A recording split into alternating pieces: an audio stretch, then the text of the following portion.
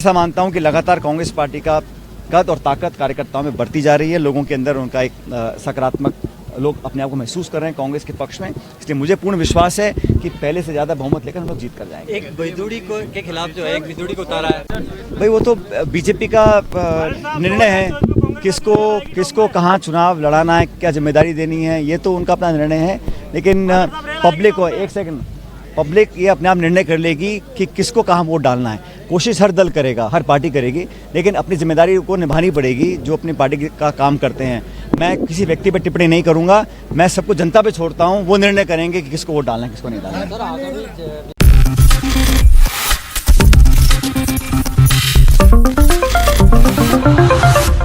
Next 9 news में आपका बहुत बहुत स्वागत है। मैं हूं आपके साथ अबरारुल हक रहमान। राजस्थान की सियासत में चुनाव की तारीखों के ऐलान के बाद एक नई सुगबुगाहट तेज हो गई है और दरअसल ये माना जा रहा है कि राजस्थान में सचिन पायलट और अशोक गहलोत के बीच की ये जो दरार है वो क्या खत्म हो पाएगी।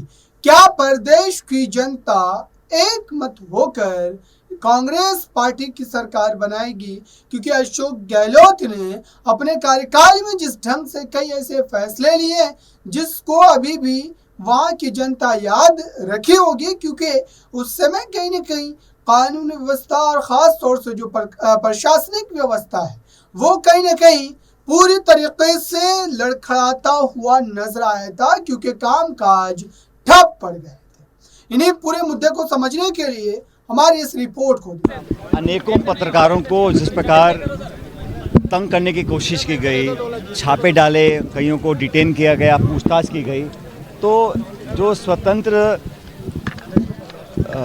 प्रेस का जो एक वातावरण है उसको कहीं ना कहीं दमन और सत्ता की ताकत से दबाने की कोशिश की जा रही है। और ये संकेत देता है कि जो केंद्र नेतृत्व है, भाजपा की सरकार दिल्ली में है, वो इस बात से डर रही है कि जनमानस की सोच में अब परिवर्तन आया है।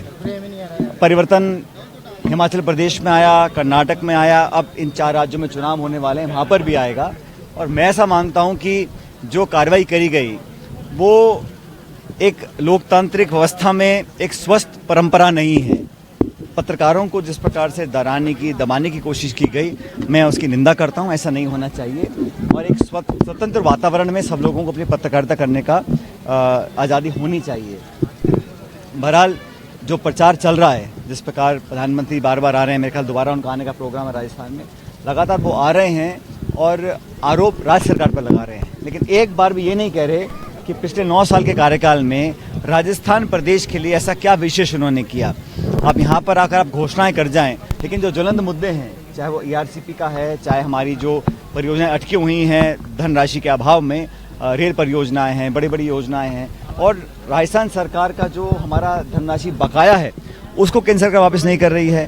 पूर्ण बहुमत मतलब 25 सांसद 2 बार राजस्थान में बीजेपी जीत कर गए, लेकिन राजस्थान को कोई विशेष दर्जा, कोई विशेष पैकेज, कोई बड़ी परियोजना, कोई ऐसा संसाधन का दिल्ली से कोई योगदान नहीं मिला जो हम लोगों को अपेक्षित था। अब वो लगातार प्रचार कर रहे हैं, लेकिन आपस में जो खींचतान है भारतीय जनता पार्टी के अंदर वो जग जाहिर है। मैं उस पर प्रकाश डालना नहीं चाहता हूँ, जनता सब जानती है। मैं इतना कहना चाहता हूँ कि लगातार यहाँ पर हमारी पार्टी के नेता जो आ रहे हैं और हमारे प्रदेश का जो नेतृत्व यहाँ पर हमारी सरकार पार्टी का है, लगातार हम काम कर रहे हैं और समन्वय के साथ हम लोग बहुत तेज़ गति से आगे बढ़ रहे हैं। और आज स्थिति में हम लोग कहने को हैं कि बहुत अच्छे बहुमत के साथ, इनफैक्ट मैं तो कहूँगा जो बहुमत हमको पहले नहीं मिला था पिछले कई सालों में, उससे ज़्यादा बहुमत मिलने के बाद यहाँ पर हम लोग अपनी सरकार बनाएंगे। बहुमत की उम्मीद क्या है कि ज़्यादा बहुमत? देखिए, मैं प्रदेश भर में घूम रहा हूँ, जो खिंचाव तनाव मैं देख रहा हूँ विपक्ष की पार्टियों के अंदर, और मूलतः राजस्थान में चुनाव 2 पार्टी के बीच में होता है, भाजपा और कांग्रेस। बाकी छोटे दल पहले भी चुनाव लड़ते आए हैं, आज भी चुनाव लड़ेंगे, शायद भविष्य में लड़ें, लेकिन मुख्य मुकाबला भाजपा कांग्रेस में होगा। भारतीय जनता पार्टी का जो मैं देखा है रवैया, 4.5 साल तक बिल्कुल वो आराम की नींद सो रहे थे। जनता की आवाज़ बनने की उन्होंने कोशिश भी नहीं करी, और जनता भी समझ रही है कि अब चुनाव हैं, इसलिए यात्राएं निकल रही हैं, आक्रोश यात्रा, परिवर्तन यात्रा, संकल्प यात्रा, लेकिन पब्लिक के इंटरेस्ट की कोई बात नहीं कर रहा। मैंने पहले भी कहा, राजस्थान की जनता के लिए भाजपा का क्या विजन है, क्या रोड मैप है, 5 साल में अगर आप सरकार में आएंगे तो क्या करेंगे, पहले सरकार वसुंधरा जी की थी, जनता ने इसको हराया, लेकिन इन 5 सालों में बीजेपी ने कोई वैकल्पिक व्यवस्था की कोई परियोजना जनता के सामने प्रस्तुत नहीं करी है, कोई रोड मैप ब्लूप्रिंट तैयार नहीं किया। और जो चुनावी रणनीति होती है उसमें भी कांग्रेस बहुत आगे है भाजपा से। इसलिए मुझे पूरा विश्वास है, ना सिर्फ इस जिले जहाँ का मैं प्रतिनिधि हूँ टोंक, लेकिन समूचे राजस्थान में कांग्रेस पार्टी को अच्छा बहुमत मिलेगा। ताकि बीच में लोग भी क्या करें? क्या पूरे मुद्दे केंद्र वाले रहने वाले हैं या लोकल मुद्दों पर भी कांग्रेस मैदान में रहेगी? देखिए, अब तो दोनों मुद्दे बराबर हैं, क्योंकि 9 साल जनता ने पूरा बहुमत बीजेपी को दिया, पूरा समय उनके पास था, एक पूर्ण बहुमत की सरकार थी, सिंगल पार्टी मेजोरिटी बहुत सालों के बाद, मेरे ख्याल सन 84 के बाद पहली बार पूर्ण बहुमत किसी एक पार्टी को मिला। लेकिन उस बहुमत का आपने किया क्या? आपने नोटबंदी करी, जीएसटी लगाया, आपने ना उद्योग लगाए, ना काला धन वापस लेकर आ पाए, बहुत सारे वादे किए, स्वच्छ India, stand up India, made in India, मतलब तरह तरह के नारे दिए, लेकिन धरातल पर वो कारगर नहीं उतर पाए। और आज जो खाई बढ़ गई है अमीर गरीब की, किसान परेशान है, नौजवान चिंतित है अपने भविष्य को लेकर, छोटे उद्योग बंद हो गए हैं, और लगातार जो अमीर थे वो इतने अमीर हो गए हैं कि वो उनकी दौलत की कोई गिनती नहीं है, और जो गरीब पक्ष था वो बहुत गरीब होते चले जा रहे हैं। इसलिए जनता परिवर्तन चाहती है, और परिवर्तन की शुरुआत हो चुकी है। लेकिन इन 4 राज्यों में जो चुनाव होंगे, यहाँ पर बीजेपी निश्चित रूप से हारेगी, और 2024 में जो लोकसभा चुनाव होगा वो बहुत निर्णायक चुनाव है, पूरी दुनिया देखना चाहती है। और मैं ऐसा मानता हूँ कि लगातार कांग्रेस पार्टी का कद और ताकत कार्यकर्ताओं में बढ़ती जा रही है, लोगों के अंदर उनका एक सकारात्मक, लोग अपने आप को महसूस कर रहे हैं कांग्रेस के पक्ष में। इसलिए मुझे पूर्ण विश्वास है कि पहले से ज़्यादा बहुमत लेकर हम लोग जीत कर जाएंगे। एक बिदुड़ी को के खिलाफ जो है, एक बिदुड़ी को उतारा है। भाई वो तो बीजेपी का निर्णय है, किसको कहाँ चुनाव लड़ाना है, क्या जिम्मेदारी देनी है, ये तो उनका अपना निर्णय है। लेकिन पब्लिक को, एक सेकंड, पब्लिक ये अपने आप निर्णय कर लेगी कि किसको कहाँ वोट डालना है। कोशिश हर दल करेगा, हर पार्टी करेगी, लेकिन अपनी जिम्मेदारी को निभानी पड़ेगी जो अपनी पार्टी का काम करते हैं। मैं किसी व्यक्ति पर टिप्पणी नहीं करूंगा, मैं सबको जनता पे छोड़ता हूं, वो निर्णय करेंगे कि किसको वोट डालना है, किसको नहीं डालना है। सर, आगामी विधानसभा के चुनाव आने वाले हैं, कितने विधानसभाओं के अंदर कितने लोगों के टिकट काटे जाएंगे? देखिए, ये निर्णय पार्टी का है, लेकिन मैंने कल भी कहा था जयपुर के अंदर, टिकट वितरण हमारे यहाँ प्रणाली एक बड़ी स्पष्ट है। हमारे ऑब्जर्वर्स, हमारे प्रभारी, सह प्रभारी जिलों में घूम रहे हैं, आज भी कई जिलों में लोग जा रहे हैं, अपनी रिपोर्ट तैयार कर रहे हैं, और कार्यकर्ता जनता का फीडबैक लेकर टिकट दिए जाएंगे। जो जीतने वाला होगा उसी को पार्टी अपना उम्मीदवार बनाएगी, बाकी सब उसका समर्थन करेंगे। मैंने कल भी कहा, मैं दोबारा कह रहा हूँ, ये किसी की पसंद नापसंद, किसी का गोट, कुछ नहीं चलेगा तेरा मेरा। और जो डिजर्विंग कैंडिडेट होगा, जो मेहनत धरातल पे कर रहा है, और मैं तो हमेशा युवाओं का पक्षधार रहा हूँ, राहुल जी भी कहते आए हैं, कांग्रेस पार्टी भी कहती है कि नौजवानों को मौका मिलना चाहिए, लेकिन जिताऊ हो, पार्टी के प्रति समर्पित हो, जनता में पकड़ हो, उसी को पार्टी टिकट देगी। देखिए, सवाल बार बार राजनीतिक हलकों में चल रहा है कि सत्ता की चाबी कांग्रेस के अंदर सचिन पायलट साहब के पास, और भाजपा के अंदर सत्ता की चाबी जनता के पास होती है। जो जनता के बीच में जाएगा, अपने आप को जनता के बीच में रखेगा, लोगों के दिल दिमाग में राज करेगा, वही व्यक्ति, वही दल जनता की सेवा करने के लायक बनेगा। तो अब चुनाव में ज़्यादा समय नहीं रह गया, लेकिन ये आश्चर्य की बात है कि जो सरकार पूर्ण बहुमत की दिल्ली में है, जिसके पास 25 सांसद हैं, आज वो अपने आप को अधर में पा रहे हैं। वो निर्णय नहीं कर पा रहे किस दिशा में जाना है, ना तो प्रदेश की जनता को स्पष्ट बता पा रहे हैं वो उनके लिए क्या करेंगे, ना अपने लीडरशिप का वो तय कर पा रहे हैं कौन नेतृत्व करेगा और कौन नहीं करेगा। और जो असमंजस है, जो आपसी विवाद और खिंचाव है, वो भी जनता तक पहुंच रहा है।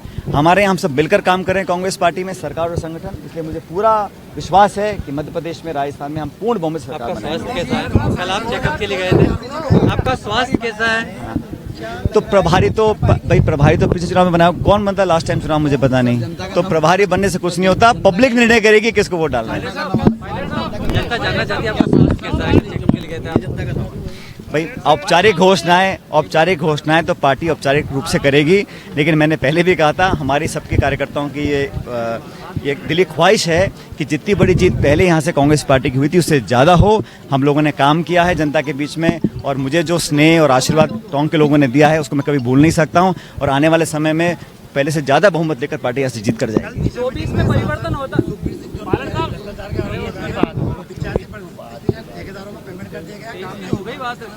मैंने स्टेटमेंट देखा नहीं है। जो भी भाई चुनाव के समय आरोप लगाना को आम बात है, लेकिन जहाँ तक कामों की बात है, मैं समझता हूँ जनता निर्णय कर रही है कि पहले कितने काम हुए, अब कितने काम हुए, केंद्र सरकार ने कितने काम कराए और हमने कितने काम कराए। अगर परिवर्तन होता तो रेल कितने दिनों में आ जाएगी? ये हमारा पुराना कमिटमेंट है, हम लोग करना भी चाह रहे हैं, लेकिन ये ऐसा है, सुनो मेरी बात, डिफेंस, टेलीकम्युनिकेशन, रेलवेज, ये केंद्र सरकार के महकमे हैं। हमसे जो उम्मीद थी हमने पूरा कर दिया। जब मैं केंद्र सरकार में था हमने पूरी कार्रवाई करी थी। अब न जाने किन कारणों से इस पर कार्रवाई आगे नहीं हो पाई है।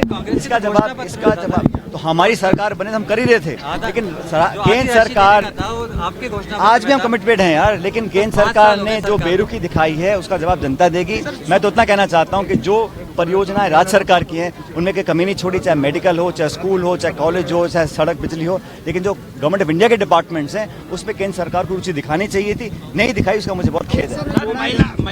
देखा दर्शकों, आपने चुनाव की तारीख का ऐलान होने के बाद भी इस समय चर्चा राजस्थान में इसी बात की हो रही है कि प्रदेश में कांग्रेस पार्टी मुख्यमंत्री के तौर पर किसे आगे करे, इस पर फैसला किस ढंग से लिया जाएगा ये देखना होगा। फिलहाल इस खास रिपोर्ट और बस इतना ही।